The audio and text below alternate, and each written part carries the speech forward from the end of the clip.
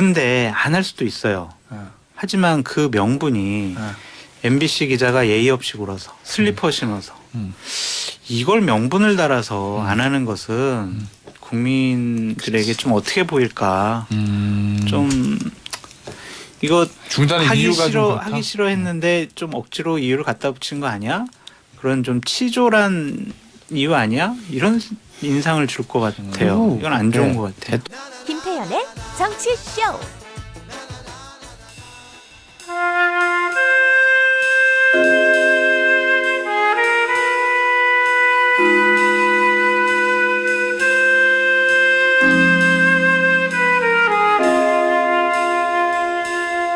김태현의 정치쇼 최고 시리즈 말을 다시 하겠습니다. 진정성이 없어요. 진정성. 네, 안 좋아요. 진정성을 가지고 없는 말을 하려니까 마음에. 김태현의 정치쇼 최고의 시그니처 코너 탑 오브 탑 여도 타짜 세 분의 타짜 모셨습니다. 윤태고 더모아 정치분석실장, 장성철 공론센터 소장, 김상일 정치평론가 모셨어요. 안녕하세요. 안녕하세요. 자, 오늘 월드컵 축구가 죄송합니다. 우루과이전은 왜 이러지? 어제 그 독일 일본전 충격에 가시지 않아가지고 저는. 우루과이전은 오늘 10시에 있는데 저희가 오늘 이벤트예요. 치킨 뭐예요? 이벤트. 첫 골은 누구? 요거. 네. 세 분도 드릴 수도 있으니까 맞춰보세요. 첫 골은 누구? 여기서 우루과이에서 발베르데 이런 거 하면 안 돼. 손흥민이요. 손흥민? 우리 김상 아니 뭐 통계로 보나 네. 포지션으로 보나 확률로 따지면 손흥민 선수를 찍을 수밖에 없는 거 아니에요? 이 세 분 중에서 제일 스포츠에 능통한 게 그치. 임통훈 실장이잖아. 야구에 거의 캐스터잖아. 능통하셔가지고. 우리가 야구 선수야 그냥 선수 해자고야. 우리 같은 주에 우루과이도 있고 또 누가 있죠? 가나 있고 누가 그다음에 있죠는? 유럽 이제 저 포르투갈 있잖아요. 포르투갈하고 경기를 하면은 저 오히려 김민재 이렇게 이야기할 수 있을 것 같은데 강팀하고 하면 역습 위주로 가고 헤딩으로 이렇게 하니까 근데 우루과이 정도면 우리가 팽팽하게 한번 맞서 볼 만하다. 그럼 공격수 쪽에서 나오지 않을까? 그래서 누구냐니까. 손흥민이란 얘기예요 지금. 뭐 그중에 나오겠죠. 예. 나도 찍을까? 저는 나는 왠지 김민재일 것 같아.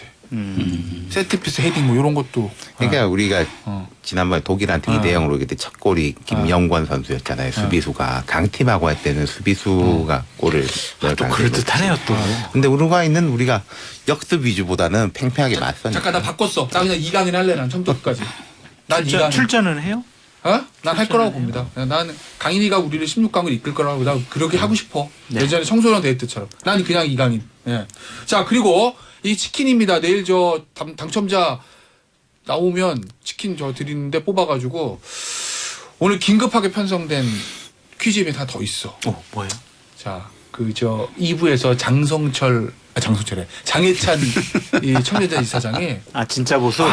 진짜 보수 뭐 진짜를 이 찾아라. 정치쇼에 나오는 패널들 가짜 보수 많습니다. 그래서 제가 가짜 그럼 보수 가짜 보수 누구? 접니다 저 가짜 보수 장성철. 문제를 내기 전에 내가 답을 말해버렸잖아요. 아까 2부에 장성철이래 이렇게 가짜 보수라고 아니 생각하시는 내가 거 보면 96년 신한국당 공채 출신인데 후배한테 가짜 보수 소리나 듣고 서글픕니다. 제가 더 열심히 하겠다라고 장해찬 이사장한테 얘기 좀 해주십시오. 자 그럼 진짜 열심히 하겠다는 건 뭐예요? 윤석열 정권 옹호를 열심히 해야 되나? 뭘 열심히 하겠다는 거야? 아니 MBC 기자 그러면 안 되죠. 뭐 이러고. 가짜 쪽으로 열심히 하겠다는 거야? 보수 쪽으로 열심히 하겠다는 거야? 보수 쪽 열심히 해야죠. 제가. 나는 내년 선선물을 위해서 계속 정신하겠다 이거. 네, 장해찬 이사장의 눈에 들 때까지 제가 열심히 한번 해보겠습니다 오늘. 자 오늘 아이템을 보니까 그런데 아이템을 보니까 어떨지 모르겠네. 이제 민주당 할 때는 내가 봤을 때는 뭐 열심히 할 수 있을 것 같은데 이 국민의힘이나 용산 이슈 때는 어떻게 될지 모르겠네. 요거. 눈 딱 감고 한번 해볼게요. 요거는 정답이 없으면 요거는 저 상품 안 드려요. 답이 너무 뻔한 거기 때문에 드릴 수가 없어. 네. 월드컵 얘기 하나만 더 하고 가볍게 한번 해보죠. 윤 실장. 네. 이게 대형 정치적 이벤트가 스포츠 이벤트가 있으면은 실제로 막 대통령 지지율 오르고 그래요? 결과 좋고 막 그러면? 이게 나눠서 보면요. 선거 직전이냐 아니냐가 조금 다른데 지금 선거하고는 좀 무관한 시기지 않습니까? 잘 되면은 여당이 좀 좋아요. 좋게 봐요. 왜냐하면은 분위기가 좋으니까 국민들이. 윤 대통령 인기도 있겠지만은 보세요. 다 으쌰으쌰하고 웃고 다니고 약간 안 좋은 이슈에 대해서는 뒷전으로 밀릴 거 아니에요. 그냥 기분이 좋으니까. 그렇죠. 막 좋은 이야기하고. 근데 이게 만약에 오늘 결과가 되게 안 좋다. 그럼 아이 말이야 기분도 안 좋은데 영상 뭐 하는 거야? 막 뭐 이런 식으로 간단 말인 거죠. 그런 신문 보면 부분인 나쁜 거죠. 소식밖에 없어. 예. 막 이러고. 근데 이제 세세하게 뭐 선거 직전 같으면 지난번 같은 경우는 제가 이제 올림픽 반중 정서가 네. 대선에 영향 미칠 가능성이 높다 그런 이야기 했던 거랑 우리 제일 기억에 남아 있는 게 2002년 월드컵이지 네. 않습니까? 2002년 월드컵이 되게 정치적 영향을 많이 미쳤어요. 오. 무슨 말씀이냐면 월드컵 직전에 지방 선거가 있었는데 그 당시에 노무현 후보가 다 졌어. 영남에서 하나라도 못 건지면은 내가 이제 내놓을 수도 있다. 제일 정확한 기억은 네. 서울시장, 경기지사, 인천시장 셋 다 주면 후보 사퇴하겠다 이 얘기는 다 줬잖아. 부산의 부산 영남에서 하나라도 다 졌잖아요. 그래가지고 뭐 후단협 이렇게 나오고 근데 월드컵을 하면서 사람들이 월드컵에 좀 정신이 팔리고 월드컵 끝난 이후에는 사실은 월드컵이 없었다면은 노무현이 빠지면서 이회창이 올라가야 되는데 뜬금없이 정몽준이 나타나가지고 댐 역할을 했단 말이에요. 지지도에. 그래서 결국 단일화를 했지 않습니까? 그래가지고 이제 노무현 대통령이 드라마틱하게 부활해서 이겼죠. 월드컵 아니었으면 그때 아마 이회창으로 넘어갔을 거예요. 제가 그 얘기 하나 해드릴까? 앞서 장내래 기자가 했던 얘기 마이크 안 들어갈 때 제가 월드컵 16강전 이태리 전에 대전에 있었거든요. 경기 봤어. 되게 좋은 자리여서 본부석 아래쪽에. 근데 경기 시작하기 전에 관중 다 차 있잖아요. 정몽준 축구협회에 나타난 거야 본부석에. 이러고 관중 보느라고. 근데 누가 딱 보고 정몽준이다 그런 거야. 사람들이 보더니 정몽준 막 이러고 시작해. 그러니까 정몽준 축구협장이 딱 손을 흔들어 이러고. 네. 나는 완전 진짜 대통령 되는 줄 알았다는 거야. 그때는 그 분위기는. 1등도 간 적 있죠. 그러니까 여기서. 다 난리가 난 거야. 아니 이게 정치인들이 선거에서 제일 중요한 게 인지도거든. 인지도. 그래서 제가 그 동작에서 정동영 후보하고 정몽준 후보가 붙은 적이 있어요. 있어. 근데 그때 국민 인지도 조사를 했거든요. 졌지. 네? 정몽준 후보가 정동영 후보보다 훨씬 높아요. 대선 후보 지난 이후였어요. 대선. 그렇죠. 대선도 나왔던 네. 사람인데도. 그 정도니까. 그때 히딩크 하고 이렇게 정몽하고 이렇게 하고 그다음 MB는 뜬금없이 아들 사진 찍었다가 여기 하고 되게 진짜 2002년 월드컵은 정치적 영향이 큰 행사였죠. 알겠어. 근데 지금은 뭐 선거가 멀리 있기 때문에 네, 특별히 그건 없을 거다. 저는 정치인들에게 좀 당부하고 싶은 게 있습니다. 지금 거리 응원을 지금 하게 됐잖아요. 근데 정치인들 나가가지고 거기서 또 의정 활동 자료에 쓴다고 가서 또 사진 찍고 제발 이러지 마세요. 어울리지도 않는 붉은 악마 루디 맞아. 걔 여기다 오늘 결과가 좋으면 아마 두 번째 경기부터는 정치인들이 나가려고 할 거예요. 분위기 딱 보고. 그러니까 오늘도 쓱 나가서 사진 찍는 나는 그 사람들 붉은 분명히 악마도 있지만 여기다 머리띠까지 하면 너무 웃겨. 그 어울리지 않는 그러니까 하지 말라고 그래야지. 이게 가식적인 모습으로 다가가면 국민들에게 그건 별로 좋지 않아요. 그죠. 근데 자연스럽다. 정말 우리 윤태곤 실장처럼 막 찐팬의 모습으로 방송에 나와서 30분 이상 축구에 대해서 떠들 수 있다. 옛날에 클린턴 대통령이 영화 가지고 60미닛 나와가지고 60분간 떠들었어요. 그러니까 국민들이 와, 저 사람 정말 영화를 좋아하는구나. 이래가지고 굉장히 인기가 올라갔거든요. 그래서 30분 이상 우리 윤 실장처럼 축구에 대해서 떠들 수 있다면 뭐 이번에 좀 평소에 나오셔도 좀 돼요. 깔아놔야 돼요. 그러니까 이걸 뭘 이렇게. 나도 잘할 수 있을 것 같아. 야구, 축구 이런 거. 그래서 의원들이 여야 의원들이 엊그저께 역시 축구했었죠. 축구했었나? 이것 때문에. 자, 이제 요 월드컵 관련된 건 여기서 마무리하고 요거 보죠. 어제 가장 큰 빅뉴스 요거 국정조사 하기로 합의한 거. 일단 윤 실장부터 이거 어떻게 보세요? 잘했어요. 아니 잘했고 그러니까 저희가 일전에도 말씀드린 저는 이제 국조는 찬성, 특검은 좀 아닌 것 같다. 국조 찬성한 이유는 특별한 이유가 없습니다. 국회가 당연하게 이럴 때 해야 할 거고 국회가 뭐 잘할 수 있냐라는 거는 그건 국회가 책임져야 될 일이고 입법부가 해야 되는 거니까 잘했다. 그 장투장. 왜 갑자기 국민의힘의 기조가 확 바뀐 걸까요? 지난주까지는 강경했는데 이번 주 월요일부터 좀 바뀌었잖아요. 그렇죠. 그러니까 기본적으로는 주호영 원내대표 정진석 비대위원장이 대통령실과 일정하게 조율을 다 끝낸 것 같아요. 어제 의총에서 주호영 원내대표가 자세한 건 말씀드릴 수가 없는데요. 정부랑 여러 가지 다 얘기 다 끝내놨습니다. 라고 얘기를 했거든요. 그랬어요? 그러니까 어제 왜 지금까지도 대통령실에서 뭔 소리야. 지금 국정조사 왜 받았어. 우리 국정조사 반대야. 이 목소리는 안 나오잖아요. 어제 물론 중앙일보에 뭐 대통령실 고위 관계자가 이거는 정쟁으로 대통령실을 이끌어가는 거야. 라고 얘기는 했지만 그 기사 있긴 봤었죠. 그 이후에는 더 이상 말이 안 나오잖아요. 이거는 대통령과 대통령실도 오케이한 상황이다. 그것이 가장 큰 장애물을 넘은 하나의 계기가 됐고. 자, 그러면 대통령실도 그렇고 여당도 기류가 바뀌는 이유는 뭐예요? 민심이 그렇잖아요. 민심이. 네, 국민들이 원하잖아요. 유족들이 원하고.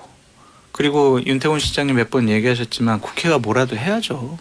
당연히 안 할 수가 없는 거였고 또한 예산안 법정 시한 내에 처리가 돼야 뭐 국정 동력이 생긴다 뭐 이런 식의 명분도 내세우던데 그거보다 어쨌든 국민들이 원하고 유족들이 원하는 일을 정치권에서 특히 집권 여당에서 안 할래? 왜?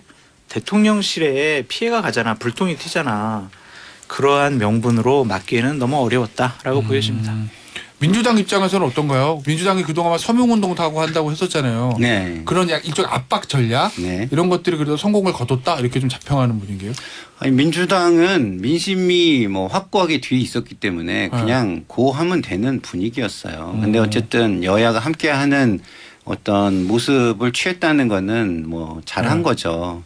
좀 아쉬운 부분은 아쉬운 거. 거기에 약간의 조건이 달려있는 듯한 느낌 그게 있어서 저는 좀 예산안과 아쉽긴 결부된 거? 예산안을 해야 한다 뭐 이런 그게 조금 아쉽긴 한데 어쨌든 그래도 일단은 잘한 것이다. 그래서 그 부분도 잘 협의해서 너무 이게 조건부처럼 보이게 튀어 보이게 하지 않았으면 좋겠다는 생각이 들고요. 그 민주당 입장에서도요. 단독 처리하는 것보다 여당이랑 합의해가지고 여당 의원들 반 들어오고 이게 훨씬 낫습니까? 민주당 순수하게 민주당만. 아니 봐도? 정치적으로 보면은 아무래도 그런 모양새가 좋죠. 혼자 계속해서 단독으로 밀어붙이는 그쵸, 거잖아. 뭐 힘을 뭐 이렇게 힘을 자랑하는 듯한 모습은 민주당에도 별로 좋지 않아요. 네?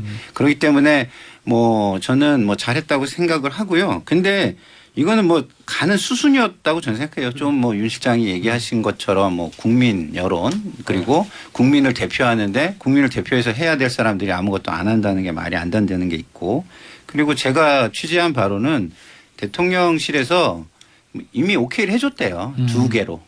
2개? 위기관리센터하고 네. 국정상황실 2개까지는 용인을 해주겠다 이렇게 얘기를 했대요. 근데 실제로 어제 범위가 좀 그렇게 됐죠. 예, 그 경호처 범위를 빠지고. 예. 그래서 여기다가 대검도 들어갔잖아요. 네. 거기에 대해서 제가 좀 부글부글한 이야기를 들었는데 그러니까 앞서 장해찬 이사장도 대검 왜 들어가는지 모르겠다는 얘기를 하더라고요. 저는 그게 조금 헐리우드 액션식인 것도 있는 것 헐리우드 같아. 액션?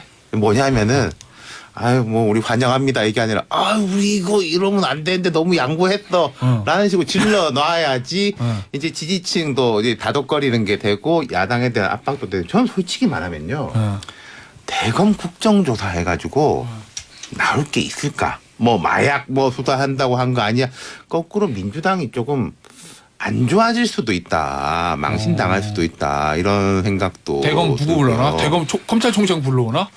검찰총장 아니고 뭐 차장 부르고 뭐 그렇게 하겠죠 통상적으로 관례에 따라서 네. 그리고 국정상황실 같은데도 뭐 대통령실에서 부담이 그렇게 크진 않을 거예요 상황실은 그 접수를 해가지고 언제 접수를 하고 대통령한테 어떻게 전달하고 그건데 지금 보면 대통령이 그때 물 날릴 때 뒤인 이후에 요거 부분에는 대통령이 그 몇 시간 동안 이미 촘촘하게 나와 있잖아요. 제일 빨리 파악하는 오히려 데가 경찰보다도 국정상황실. 이제 소방 통해 가지고 받고 뭐 그런 부분 정도. 근데 이게 뭐 국민의힘에 저는 실리적으로 보면 나쁠 게 하나도 없는 수라고 봐요. 그럼요. 왜냐하면 지금 이 정권과 대통령실이 그러니까 6개월 좀 더 지났잖아요. 그동안 보여준 게 하나도 없어요. 성과가 하나도 없어요. 그럼 예산안, 법안 이런 것들을 조금 통과시켜야만 좀 성과가 있는 거잖아요. 그래서 기본적으로 그런 거를 좀 생각한 거 아닌가. 그리고 공통 공약을 함께 하기로 했잖아요. 그럼 공통 공약 함께 하면 어쨌든 이 정부의 성과지 그게 야당의 성과는 아니거든요. 공동공약이라도. 그렇죠. 두 분이 잘 설명해 주셨고 저는 박홍근 원내대표가 상당히 곤란해질 수도 있다라는 부분을 좀 짚어볼게요. 왜요? 왜냐하면 일단 오늘부터 45일간 하기로 했잖아요. 그럼 대략 저 설선불 향해서 달려가는 느낌인데 지금. 그럼 대략 1월 7일까지 할 거란 말이에요. 국정조사. 근데 예산안 처리가 잘 허위가 안 돼가지고 12월 31일 날 끝났어. 만약에 그럼 현장 검증 청문회, 어. 뭐 기관 보고 어. 이런 것들은 1월 1일부터 1월 7일까지 하는 거예요. 어. 그러면 이제 박홍근 원내대표가 아니 이거 시간 부족하니까 날짜 부족하니까 우리 또 연장하자 그러면은 뭐 연장하냐 협상 때문에 상당히 또 티격태격 할 그렇겠죠. 거고 네.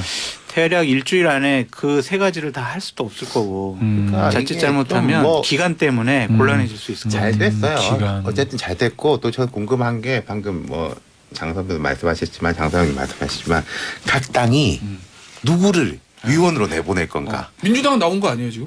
민주당 나왔어요? 명다? 국민의힘도 나왔어요. 나왔어요? 아, 네. 뭐 대강 몇 명은 들었는데 이만희 여기 가는 컨셉이 보이는 거죠. 국민의힘은 뭐 경찰 고위 간부 출신 뭐 많고 이만희 하는 간사. 거니까. 그리고 이런 것도 있다고 하더라고요.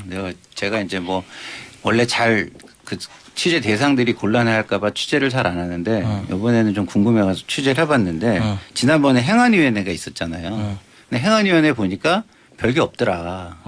이거 뭐 장을 열어줘도 뭐 크게 뭐 할 수 있는 게 없을 것이다 이런 것도 있었다 그러더라고요. 아 국민의힘 내부적으로. 네. 알겠습니다. 유 실장 마지막 고얘기 좀 해보시죠.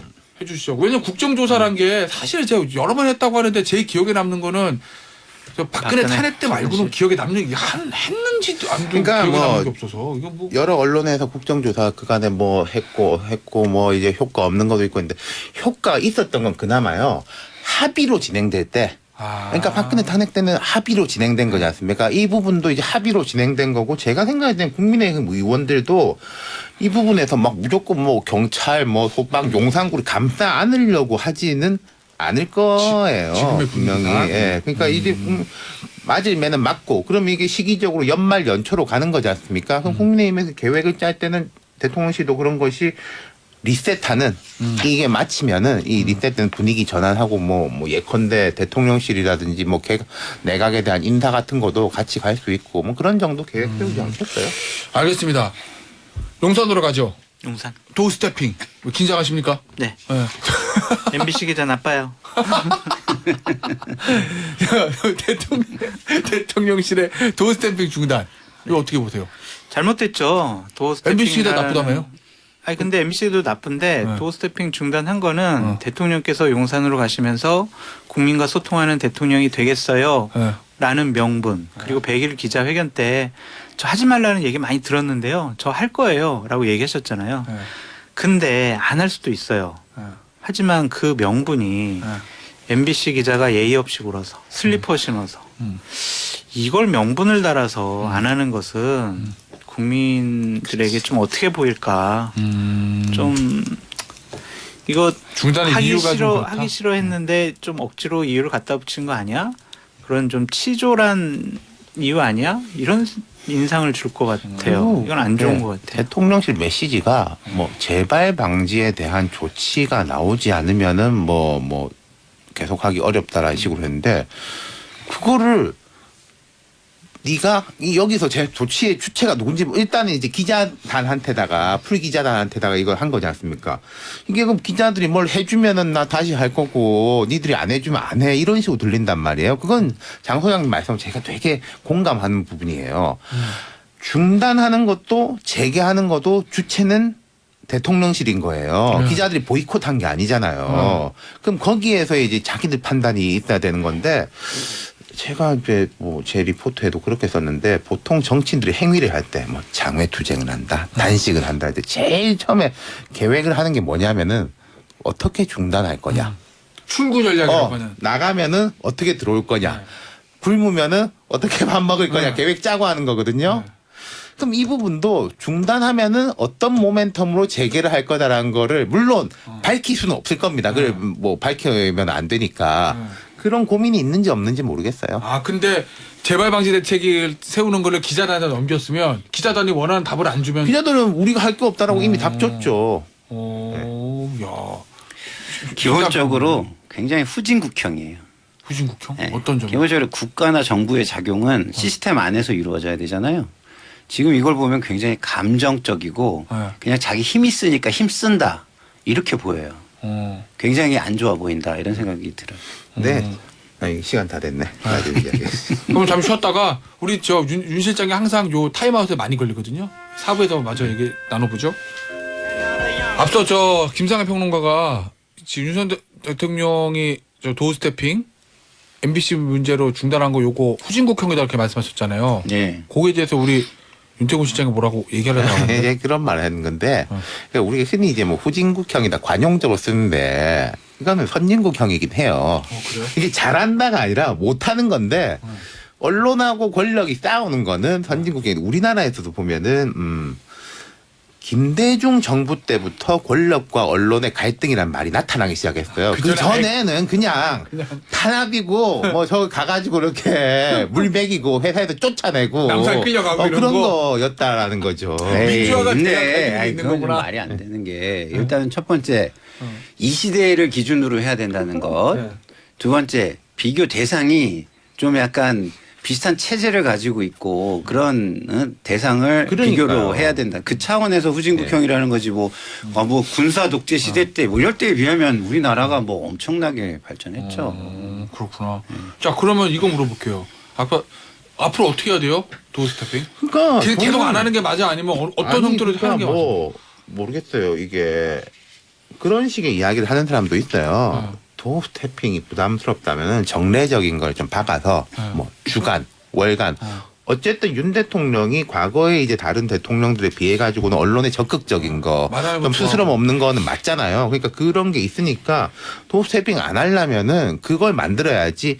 예를 들어서 전 정부나 전전 정부처럼 저들을 연례 행사로 돌아가서는 안 된다. 여기에 대해 가지고는 지금 뭐 국민 전체 여론이나 다름없는 거 아닌가요? 윤태곤 시장은 개인적으로 어떻게 해요? 그냥 부활하는 게 맞아요? 아니면 뭐 주례 회동? 이게 저는 이런 거가 생각이 드는데요.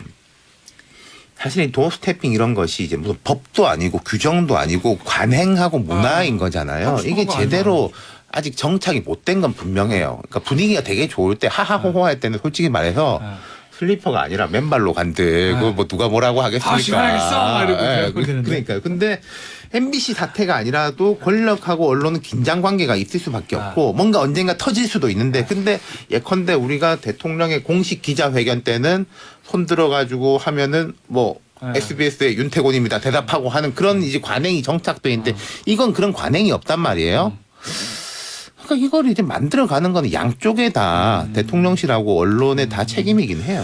그 얼마 전에 기사 보니까 민주당 네. 박근혜 원내대표가 차라리 그냥 이참에 청와대로 돌아가. 뭐 용사는 막 아무튼 예산 깎을까 뭐 이런 얘기도 한다고 하고 도우 스태핑 저 안 하는 거를 좀 반긴다고도 하고 이런 보도도 일부 있던데. 글쎄요. 저는 좀 그런 얘기는 조금 약간 과하다 이렇게 생각하고요. 지금 그런 거에 뭐 강성 지지층 빼고 누가 그거에 지금 뭐 적극적으로 동의를 해주겠어요. 그리고 저는 안타까운 게 뭐냐면 이 도어 스태핑은 윤석열 대통령이 그나마 지금까지 보여준 가장 큰 업적이에요. 가장 훌륭한 일을 하신 거예요.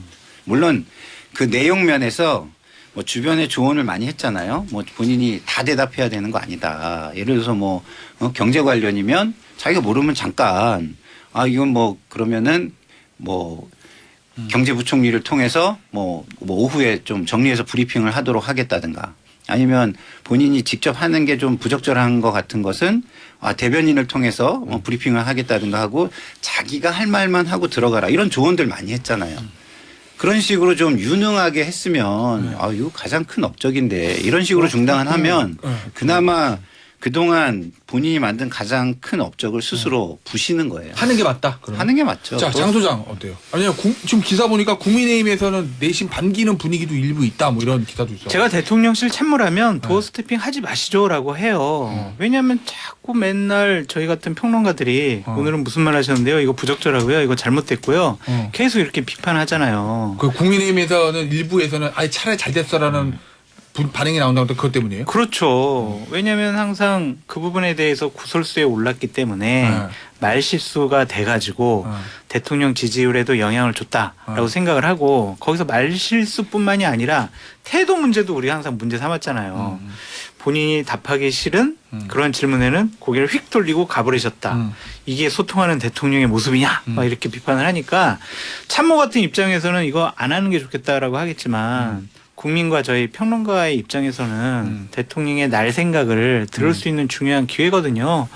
좀 준비를 잘 하시고 또한 참모들이 제대로 뒷받침해서 하루빨리 도스태핑 했으면 좋겠다라고 말씀드려요. 아까 말씀드린 대로 이 프로토콜을 만드는 게 쉽지는 않을 거예요. 그러니까 뭐 하루에 질문을 뭐 2개, 3개다라고 이거 딱 정해놓기도 그렇고 뭐 추가 질문을 하지 말아라고 할 수도 없고.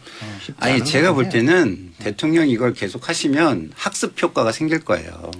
그리고 지금 스스로 당장은 개선이 된다. 그렇죠. 그리고 주변에 이야기가 계속 비판이 있으면 피할 건 피하고 발전시킬 건 발전시키고 이렇게 될 거예요. 그러면 지금 당장 하루하루 전투에는 패할 수 있죠.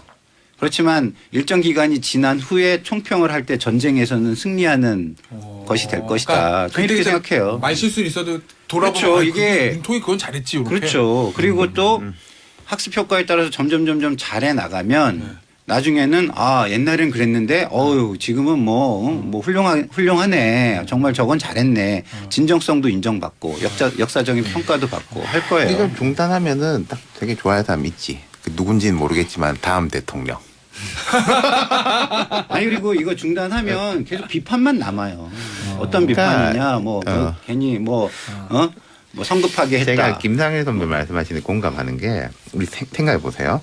이전 대통령 특히 앞에 두 정권은 우리가 이제 뉴스에서 대통령 말하는 거 보잖아요. 대통령 뭘 주로 읽는 모습이에요. 항상 그렇죠. 생 대화가 아니야. 근데 우리 윤석열 대통령은 뭐 너무 쌩이라서 문제지. 우리가 뉴스에서 항상 대통령의 생 대화를 이렇게 맞아요. 많이 보잖아요. 읽는 것보단 생대하고 맞아. 맞아. 근데 그런 거가 저는 이제 뭐 좋은 점이죠. 이게 도스태핑도 안 하고 기자실과 대통령 출입구를 그 가벽을 세웠잖아요. 막아놨단 말이에요. 어제 이제 대통령실 기자를 만나서 저녁을 먹었는데 되게 기자실이 어두워졌대요. 해가 안 돌아나 보지? 그것도 그렇고 분위기 자체가 진짜 아, 분위기가 대통령이 이제 우리를 안 안 만나는 좋겠지. 대통령이 우리를 어떻게 보느냐 분위기가 안 좋다는 거예요. 자칫 잘못하면 이것이 국민과의 단절, 불통 이런 이미지를 줄 것 같아서 상당히 출입 기자가 걱정해요. 그러니까 제가 말씀드렸잖아요.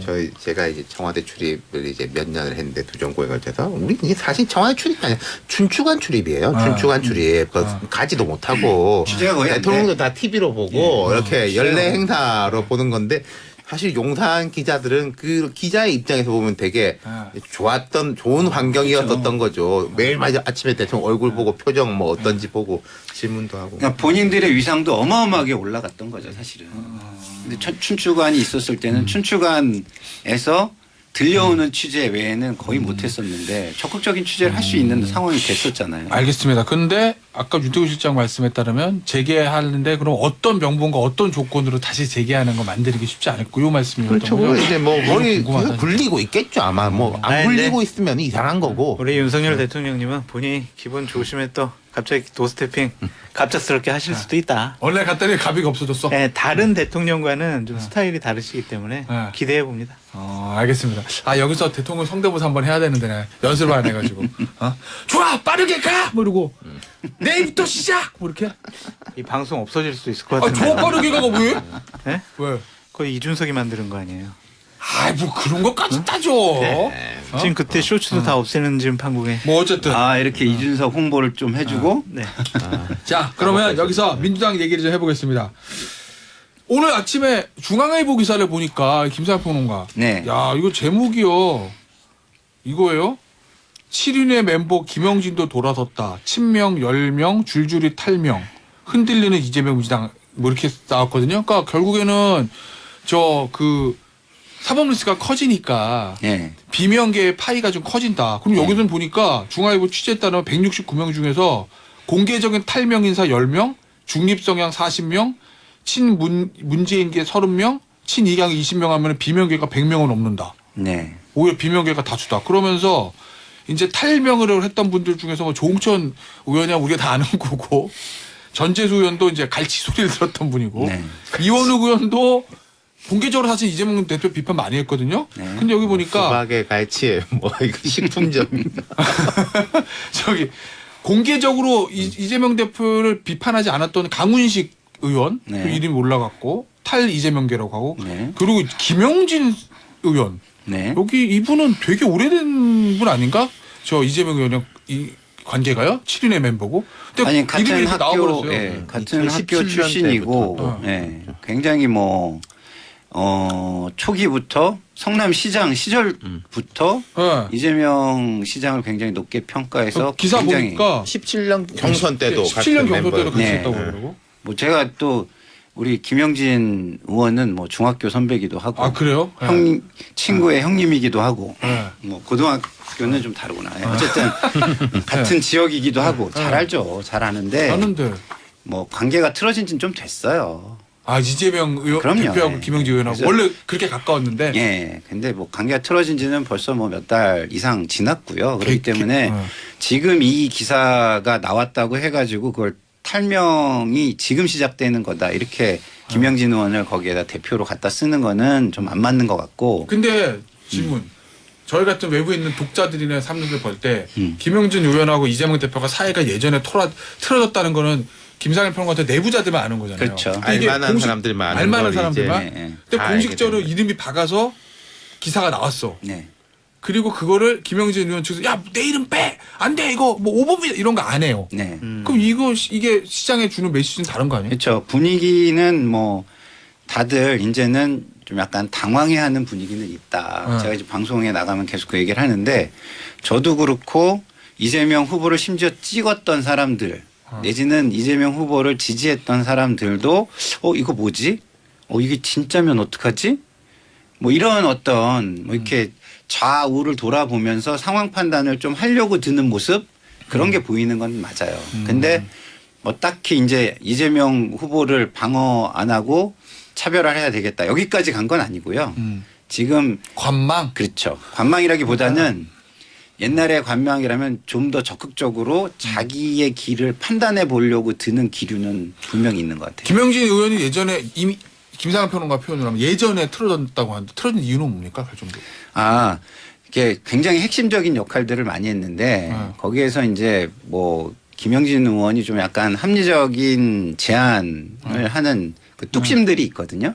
그런 것들이 좀 받아들여지지를 않아서 좀 약간 틀어졌죠. 여기 언론에 중앙일보 이렇게 나왔던데 인천 계양을 출마하고 당대표 경선 출마. 예, 맞습니다. 맞아요? 예. 그러니까 우리 방송 계속 들으시는 분들은 기억하실 텐데 제가 그런 표현을 쓴 적이 있어요. 격벽 방어막. 유동규라는 벽이 무너지면 그다음 이제 정진상이라는 벽인데 정진상의 벽은 뭐 없는 거나 다름없다. 근데 이 정진상 실장이 이제 구속 영장이 발부가 된 거잖아요. 그러니까 그 벽이 이제 뭐 완전 무너졌다고 말하기는 어렵지만 벽에 불이 막 붙었어. 방어막에. 그리고 이 부분은 외부하고의 문제보다 내부의 문제들. 그러니까 내부에서도 좀 이재명 대표한테 못마땅하게 생각하고 이건 아닌데라고 생각하는 사람들이 이 방어막에 불이 붙은 거를 이제 뭔가 명분으로 삼을 수 있다. 그리고 아까 말씀하신 것처럼 지금 이제 사람들이 뭘 말하는가 뭐 이재명 비판하는가도 중요하지만은 이재명 대표를 되게 옹호하고 강하게 이렇게 했던 사람들이 조용한 사람들이 있어요. 예를 들어 어떤 의원 같은 젊은 의원 같은 경우에 그 사람은 옛날 분위기 같으면은 저기 이제 집회 나가야 될 사람인데 혹시 뭐 아침에 지역에서 배드민턴을 쳤습니다. 뭐 조기 축구 뭐 좋습니다. 뭐 김장하고 있습니다. 성이 김씨인가요? 뭐 그건 뭐 어쨌든 뭐 그런 걸 이제 올리고 있다. 이게 그런 분위기라는 거죠. 요새 그리고 언론에 우리랑 등장하지 이렇게 않고. 방송 같이 하면서 되게 좀 유명했던 분 그래서 이재명 대표가 영입했던 분도 그런 분 있고 그래요 요새는. 일본은 조용하다? 네. 그게 상식적이죠. 그러니까 이재명 당대표가 사법적인 리스크가 현실화가 되고 있는 상황에서 그러한 부분을 옹호한다? 민주당을 위해서 일해서 조사받는 것도 아니고 민주화 운동에서 조사받는 것도 아니잖아요. 성남시장 시절에 있었던 개인적인 비리, 측근들의 비리가 이재명 당대표를 위험하게 만들고 있는데 왜 의원들이 방어를 하냐고요. 왜 민주당 진영 자체가 그걸 방어하냐고요. 이건 좋은 선택이 아니다. 이것은 당신이 이 부분 클리어하고 와라라고 해야 될 것이고 김만배 씨가 이재명 당대표보다 훨씬 더 나은 메시지를 내는 거 아니냐라는 생각이 들어요. 이유 여하를 떠나서 소란스럽게 해서 법률을 떠나서 법률적인 뭐 문제를 떠나서 정말 국민 여러분께 죄송합니다라고 얘기하거든요. 그럼 법정에서 진실을 밝히겠습니다. 네. 모범답안인데 그게. 이재명 당대표는 분신과 측근이 구속됐는데 계속 아무 말도 안 해요. 기자들이 물어봐도 그냥 앞만 보고 가요. 이거에 대해서 민주당 의원들이나 국민들이 어떻게 생각을 하겠냐고요. 그러니까 이제 이분이 지도자로서 자격이 없는 거 아니냐. 이 사람 믿고 가다가는 우리 민주당 진영 자체가 무너질 수 있겠다라고 생각을 하고 있는 거죠. 이게 그런 옛날에 이제 김대중 대통령이 야당 총재 시절에 폄하할 때 이런 말 했단 말이에요. 대통령병 환자다. 근데 차라리 그게 대통령병 환자라는 건 모든 걸 나의 이제 대선 승리 쪽으로. 근데 대선 승리를 해가지고 한다는 거는 지지율도 높이고 확장하려고 애쓰는 거잖아요. 근데 지금 이재명 대표를 보면은 대선 승리커녕 이 생존에 너무 급급해가지고 시야가 좁아져 있는 느낌이에요. 그래도 저는 정성호 의원 같은 분 이야기를 더 많이 들었으면 좋겠어요. 정성호 의원이 얼마 전에 또 여기 이제 두 사람 같은 경우에 조금 뭐 자진 사퇴식으로 당직 처리하는 게 맞지 않냐. 그러니까 또 이제 그대로 가고 그런 거는 괜찮은 거죠. 근데 민주당이 굉장히 안 좋은 상황인 게 좀 이러지도 못하고 저러지도 못하는 지점이 있어요. 왜요? 왜냐하면 이재명 대표 이런 사법 리스크가 예견되는 상황에서 선출을 했잖아요. 그렇지. 근데 그것도 압도적으로 구체적으로는 이겼어. 몰랐잖아요. 아니 그러니까 그렇죠. 이게 또 핵심이에요. 구체적으로는 몰랐기 때문에 구체적인 게 좀 더 나오면 이제는 그 이재명 당대표를 비판할 수 있는 어떤 시점이 오는 거죠. 그래서 저는 그 경계선 정도에 와 있는 것 같아요. 여기서 조금 더 구체적인 게 나오면 제가 볼 때는 그 경계선을 넘어서 비판이 시작될 수 예를 있는 들면 것이고. 김용이 받은 돈 6억 원 정도 중에 일부라도 대선 경선 자금에 써야겠다. 그러니까 그 예를 들어 돈을 이런 받았다. 거잖아요. 조홍천 의원 같이 좀 시니컬한 분은 뭐 우리가 어떻게 압니까? 인데 그 질문을 똑같이 해보면 이제 민주당의 상당 의원들은 정진상 그런 사람 아니다. 뭐 내가 보니까 나 믿는다. 우리의 최근에 이제 복당 신청해 놓은 박지원 전 국정원장 뭐 그분도 계산이 있어서 그러겠지만은 정진상 김용 다 나의 동지. 뭐 언제 봤다고 솔직히. 아니, 그건 본인의 이해관계를 관철시키기 위한 전략이라고 저는 보고. 뭐 예를 들면 이런 기사도 있던데 이낙연계가 움직인다. 뭐 이낙연 대표가 조국 귀국할 수도 있다. 그것도 저 오늘 아침에 여기 왔는데 우리 밖에 계신 PD님께서 궁금해 하시길래 제가 이낙연 총리의 최 오른팔 왼팔 분들하고 통화를 해봤거든요. 야야. 아니지. 전혀 아니래요. 그래. 지금 빨리 와서 뭐해요. 안 와요? 안 오세요? 내년 한 3월 이후에 어떻게 움직일지 그때 가야 고민이 시작될 것 같다. 아니, 그때도 시점은 네. 별로 중요한 게 아니고 민주당 의원들과 민주당 지지자들이 이낙연 대표님 제발 귀국해 주세요. 우리 민주당 맡아주세요. 그렇게 열렬하게 요구할 때 그럴 때 귀국해야 된다. 그거랑 이제 사법적으로는 이 부분에 대한 질문을 안 받을 때예요. 예를 들어 지금 들어온다 치면은 어떻게 생각하십니까라고 하면은 뭐 믿습니다라고 할 거야 아니면은 내 이럴 줄 알았다라고 할 거야 할 말이 사실 없잖아요. 기다렸어요. 이럴 줄. 그렇구나. 네. 근데 지금 아까 중앙일보 분석 기사에 보면 의원들은 169명 중 100명 조가 비명계라고 치더라도 네. 근데 이재명 당대표가 77%는 압도적으로 당선됐잖아요. 그리고 개딸이라고 불리는 열성 지지자들, 열성 강성 당원들이 있고 네. 그거를 비명계에서 제가 볼 어떻게 할수 있나? 때는 그 친명이라고 말하는 많은 분들이 진짜 친명은 별로 없어요. 그럼 왜 그래요? 그냥 이재명의 지지세를 내가 얻고 가고 싶은 거지.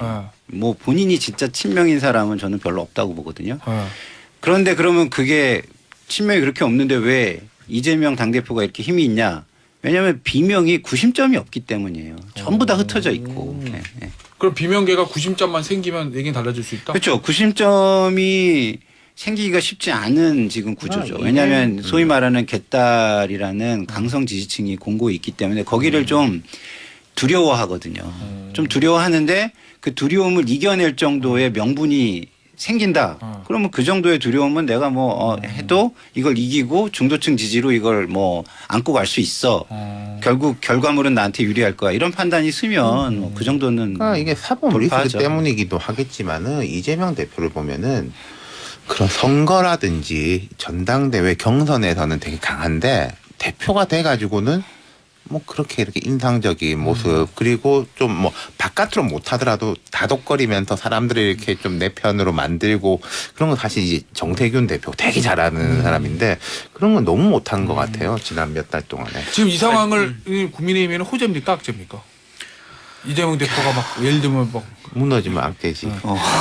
이재명 대표가 무너지면 좀 악재지. 길게 가서 2024년 총선 공천 국면까지도 아. 저렇게 위험스럽게 어. 자리를 유지하고 아. 당내 분란이 오래돼야 아. 국민의힘은 좋은데 아.